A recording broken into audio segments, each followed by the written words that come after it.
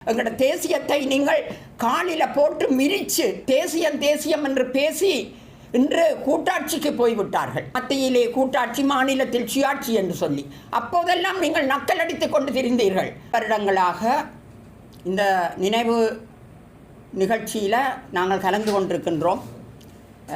அது கட்சிக்கு அப்பால் அந்த நினைவு நிகழ்ச்சி எங்களுக்கு எல்லோருக்குமே பொதுவான ஒரு நிகழ்ச்சி.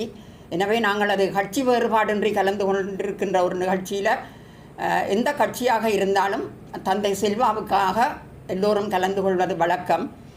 ஆனால் இந்த முறை வழமைக்கு மாறாக ஒரு மாற்றம் கொண்டு வரப்பட்டிருக்கின்றது. முக்கியமாக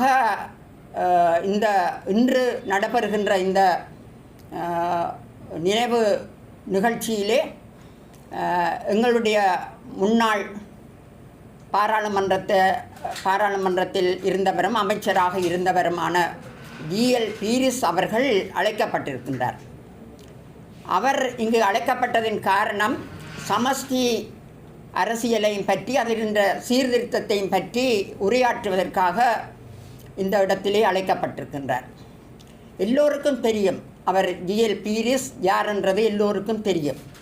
சந்திரிகா காலத்திலிருந்து மஹிந்த காலம் வரைக்கும் அவர் அதிகமான பேச்சுவார்த்தைகளில் ஈடுபட்டவர் எங்களுடைய விடுதலை போராளிகளுடன்.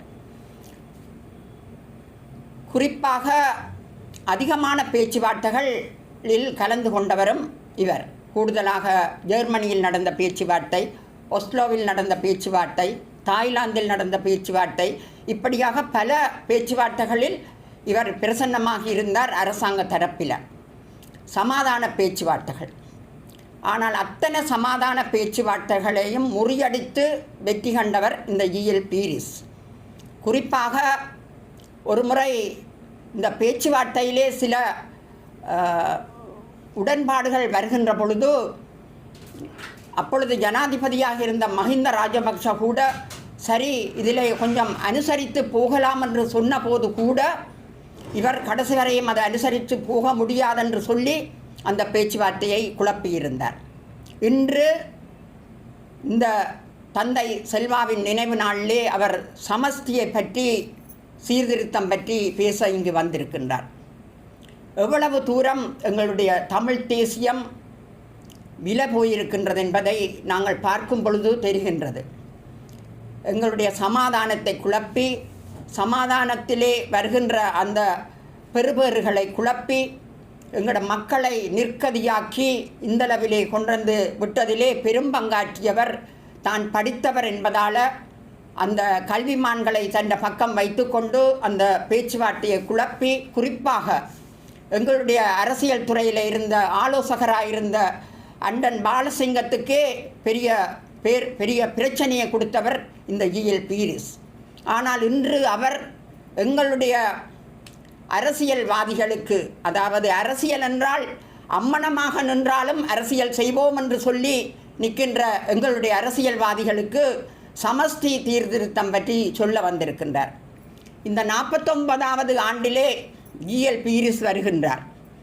50வது ஆண்டுக்கு நான் நினைக்கின்றேன் ஜனாதிபதி மஹிந்த ராஜபக்ஷவை கூப்பிட்டு பயங்கரவாதிகளின் ஒழிப்பும் வடக்கு கிழக்கு பிரிப்பும் இதனால் ஒற்றையாட்சிக்கு நாங்கள் வழிவகுத்த விதமும் பற்றி ஒரு ஆலோசனை பெறலாம் என்று நான் நினைக்கின்றேன். ஏனென்றால் போகின்ற போக்கை பார்த்தால் இந்த மாதிரியான ஒரு நிகழ்வுக்கு இப்போதே அடியெடுத்து வைக்கப்பட்டுள்ளது.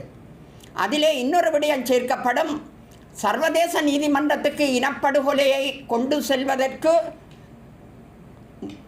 செல்வதற்கு அந்த தடையை கொண்டு செல்ல முடியாமல் தடுத்ததற்கு தலைமை தாங்கியவருக்கு